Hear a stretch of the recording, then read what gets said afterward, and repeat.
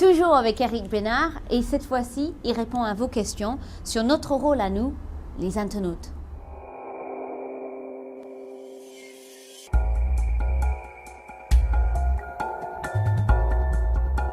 Le poison, pour répondre concrètement à ça, j'en suis pas convaincu pour deux raisons. Un, parce que la canne, je l'utilise autrement à la fin. Je vous rappelle qu'elle est utilisée comme arme à feu. Donc, elle devient un peu un couteau suisse, là, si elle fait tout. Et deux, j'ai quand même besoin d'avoir des choses qui soient un peu visuelles. Et le poison, l'interaction est minimale. Donc déjà que j'ai une explosion où vous verrez dans le scénario, c'est aussi traité un peu différemment pour qu'il y ait un suspense, une montée, pour que vraiment on sente que c'est lui qui fait le coup. Mais là, je ne voulais pas non plus que ce soit quelque chose à distance ou quelque chose où il n'est pas là. Je voulais vraiment qu'il soit présent, d'autant plus que c'est le moment où on sait que c'est lui. Donc il fallait le voir agir. Puis après, il faut voir la scène. La scène va être bien plus développée que ça cinématographiquement. Vous verrez dans le scénario, sur cette nuit-là, il y a des effets de lumière. Et je pense qu'en termes visuels, on aura quelque chose qui aura vraiment de la gueule. Qui peut avoir de la gueule, quoi. On verra ce que pense le metteur en scène, mais qui peut avoir de la gueule.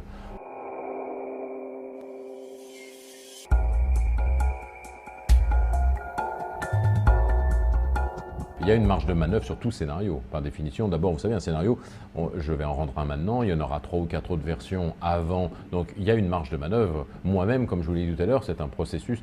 Un scénario, c'est le contraire d'un livre. Un scénario, ça n'existe pas en soi. C'est un livre, vous l'imprimez et puis il va être à la recherche du temps perdu. C'est le même aujourd'hui qu'à l'époque. Je ne peux pas dire ça pour la Bible, mais c'est vrai pour plein de livres. Un scénario, ça ne cesse de changer. Jusque même pendant le tournage, on change des choses, etc. Donc c'est vraiment un matériau vivant.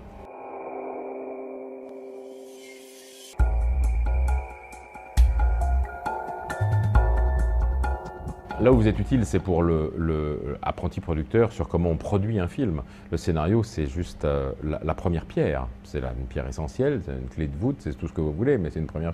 Ce qui est un des boulots du producteur, c'est d'aller choisir différents éléments. Voilà, donc sur les choix du metteur en scène, des acteurs, etc., j'imagine qu'on va vous demander